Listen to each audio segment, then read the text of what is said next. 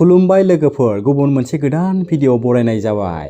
लोगोफोर, देग्लायनि जानो गोनां भारत हादरनिनो बयनिख्रुइबो देरसिन जोलुर बादायलायनाय हिर' इन्डियान सुपार लीगआव जोंनि आसामनिफ्राय बड'लेण्ड रायजोनिफ्राय साबैसे बर' फुटबल गेलेगिरिफोरा गेलेनो खाबु मोनदों आरो बे लीगआ माब्लानिफ्राय जागोन बेनि सोमोन्दै मोनथिनो थाखाय भिडिअखौ जोबजासिम नायलांब्लानो जाबाय।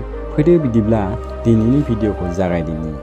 लोगोफोर, सिजन 10 2023-24 आव जानो गोनां हिर' इन्डियान सुपार लीगआ सेप्तेम्बर दाननि 21 खालार खालि जागायजेनगोन। बे जागायनाय खालि केरेला ब्लास्टार आरो बेनि हेंथायै गेलेगोन बेंगलुरु FC। बे जागायनाय सानखालि जोंनि आसामनि मादावनो नाम्बार 1 जोलुर गेलेगिरि बर'नि सासे जोंथि माथि अलंबार बिथां हलिचरन नार्जारिनि जादुगोनां गेलेनायखौ नोंथांमोना बै सानखालि जागायनाय मेट्सआव गेलेनायखौ नुनो मोनगोन। लोगोफोर, बिथां हलिचरन नार्जारिया बै सानखालि बेंगलुरु FCनि जानानै केरेला ब्लास्टारनि हेंथायै गेलेगोन।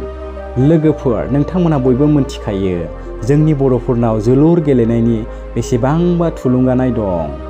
बर' फिसाफोरा जोलुर गेलेनायाव गोबां जौगानाय बुङोब्ला नोंथांनिया गोरोन्थि जागोन, मानोना दासिमबो भारत हादरनि गिदिर गिदिर फुटबल लीगआव आरो गिदिर गिदिर फुटबल टीमफोराव जोंनि बर'फोरनि गेलेगिरिफोरखौ नुनो मोना। जोबोद खम, गैयानो बुंब्लाबो गोरोन्थि जानाय नङा। लोगोफोर, जोंनि आसाम सरकारा गेलेनाय बिथिङाव आगोलनिफ्रायनो जोंनि बर'फोरखौ जोबोद गोग्लैसोनायाव दोनबोदों, एसेबो गुरुत्त होबोआखै। आसामाव स्पर्ट्स स्कुल, एकाडेमि, कचिंनि फेसिलिटि बेफोर जोबोद खम। जोंनि BTR ओनसोलावथ' गैयानो बुंजायो। लोगोफोर, जोंनि बर'फोरनाव जोबोद मोजां मोजां गेलेगिरि दंब्लाबो आगोलनिफ्रायनो आसाम सरकारा स्कप होबोआखै, गेलेनो खाबु होबोआखै।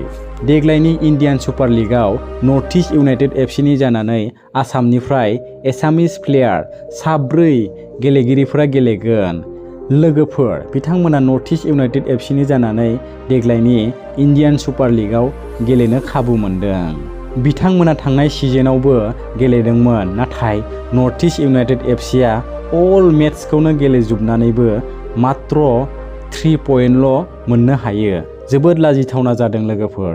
गोबां फेन्सफोरा खुद्रिखांदोंमोन, टीम मेनेजमेन्टनि सायाव गोबां सोंखारिदोंमोन। जोंनि अल नर्थ इस्टआव गोबां मोजां मोजां गेलेगिरि थासेयावबो नुस'नि जानायनि आन्दोआव माबाफोर सिंनि बाथ्रा हाबसोनानै दं नामा, बेफोरबायदि बाथ्राया सिखारदों। लोगोफोर, नर्थ इस्ट इउनाइटेड FCआ थांनाय ISL आव मोनसे सिजनावनो 3 हेड कचफोरखौ चेन्ज खालामदोंमोन। लोगोफोर, नोंथांमोना मा सानो? जोंनि बड'लेण्ड रायजोआव गोबां मोजां मोजां जोलुर गेलेगिरि थासेयावबो मानि थाखाय इन्डियानि गिदिर गिदिर टीमाव सिलेक्शन जाया? नोंथांनि बिबुंथिया मा? कमेन्ट खालामनानै खिन्थाब्लानो जाबाय। लोगोफोर, बेनि गुबै जाहोना बिदिबो जानो हागौ जोंनि जायगायाव स्पर्ट एकाडेमि गैया, मोजां सोलोंथाइ लानो हानाय फेसिलिटि गैया। लोगोफोर, देग्लायनि हिर' ISL आव नोंथांमोना बर' प्लेयारखौ सासेल' नुनो मोनगोन। बिथां हलिचरन नार्जारिखौ बेंगलुरु FCनि जानानै गेलेनायखौ नोंथांमोना फैगौ सेप्तेम्बर दाननि 21 खालार खालि 10 स्पर्ट्स चेनेलाव मोनाबिलिनि 8 PM आव नुनो मोनगोन। नोंथांमोना सोर सोर एक्साइटेड जानानै दं हलिचरन नार्जारिनि गेलेनायखौ नायनो थाखाय कमेन्ट खालामनानै खिन्थाब्लानो जाबाय। लोगोफोर, आरो नोंथांमोना जोलुर नायनानै मोजां मोनोब्ला भिडिअखौ लाइक खालाम।